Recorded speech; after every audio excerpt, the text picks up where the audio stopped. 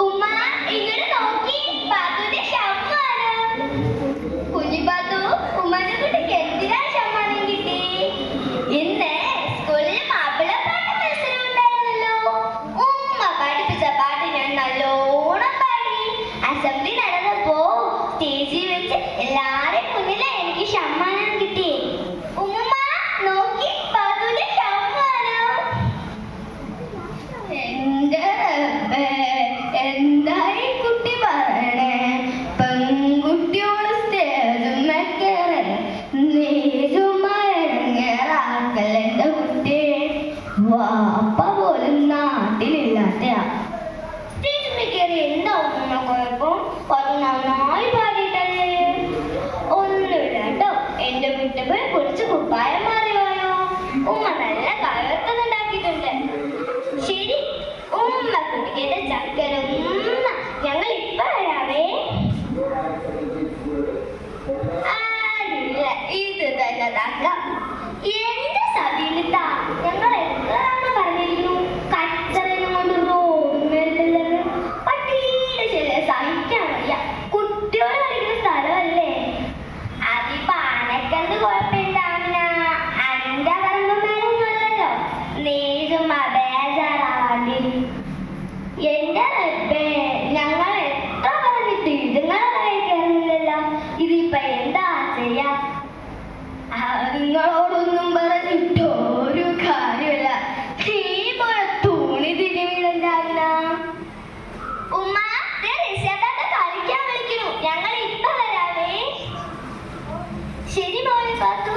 മോളെ രസ്യ, സൂക്ഷിച്ചു നിൽക്കണേ മോളെ. ശരിയമ്മ, ഞങ്ങൾ ഇപ്പൊ വരാം. പട്ടികളെ കൂറി കേൾക്കണം. നീ പേടിക്കണ്ട പാട്ടു, ഞാനില്ലേ. പട്ടികൾ വന്നാ നമുക്ക് ഓടി വിളിക്കാം. നീ പറഞ്ഞ ശരിയാ മോളെ. പട്ടികളെ നോക്ക്, ഓടി വരുന്നുണ്ട്. ഓടിക്കാം മോളെ.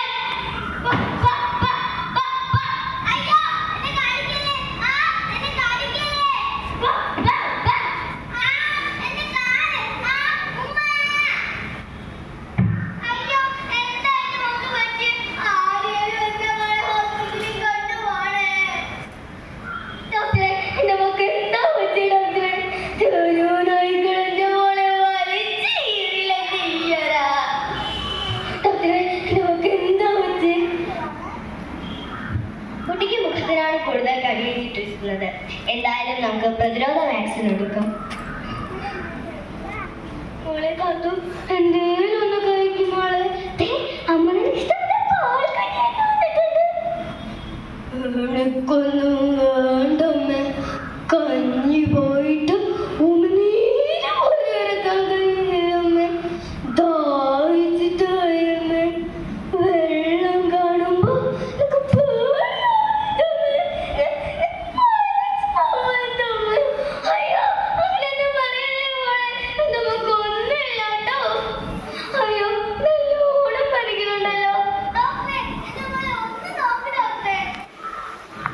കുട്ടിക്ക് നല്ല പനിയുണ്ട്. എന്തായാലും ഞങ്ങൾ അവളെ മറ്റൊരു വാർത്തയിലേക്ക് മാറ്റുകയാണ്.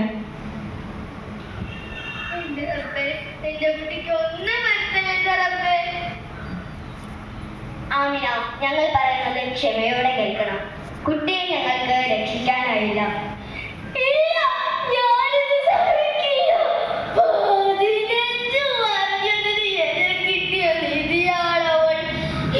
എന്തൊക്കെ പ്രതീക്ഷകളായിരുന്നു.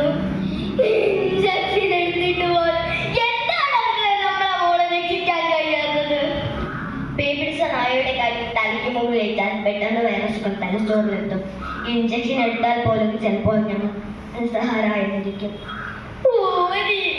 വെള്ളം കിട്ടാതെയാണ് എന്റെ കൂടെ തെരിയമായി വരച്ചത്. ഇനി ഒരു ഉപ്പയ്ക്ക് ഉമ്മയ്ക്ക് ഈ ഗതി ഉണ്ടാവല്ലേ.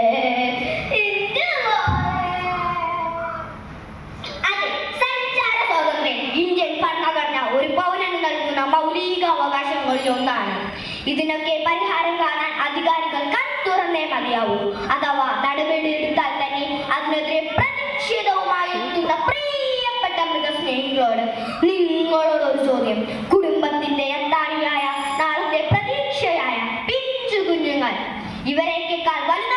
മൃഗങ്ങൾക്ക്